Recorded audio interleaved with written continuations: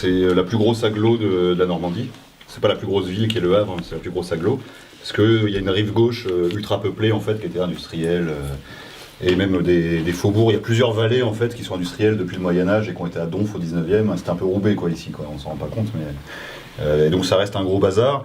Toute la vallée de la Seine, c'est vraiment très industrialisé sur la rive gauche, là tout le bord, avec plein d'entreprises de chimie, de trucs comme ça, et un gros port qui est le premier port céréalier d'Europe.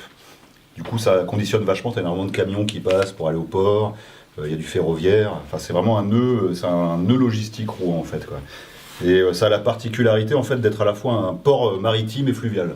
Les bateaux vont jusqu'à Rouen, ils s'arrêtent à Rouen, c'est jusque-là. La marée monte aussi jusqu'à Rouen. Terminal. Donc la Seine, en fonction des jours, des heures, monte ou descend, quoi. Et donc en aval de Rouen, c'est le port fluvial, les péniches, tout ça, et en amont, c'est le port maritime qui, notamment, voilà, exporte énormément de céréales. Enfin, en gros, il n'y a pas vraiment de passage vraiment dédié à un truc de transit, ça passe un peu dans le centre-ville, quoi.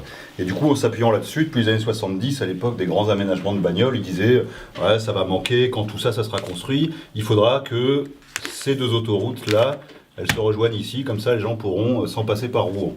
Ce qui, effectivement, bon, dans les années 70, ça pouvait paraître totalement, à la limite, envisageable, quoi. On s'en foutait du béton, enfin, on mettait du béton partout et tout.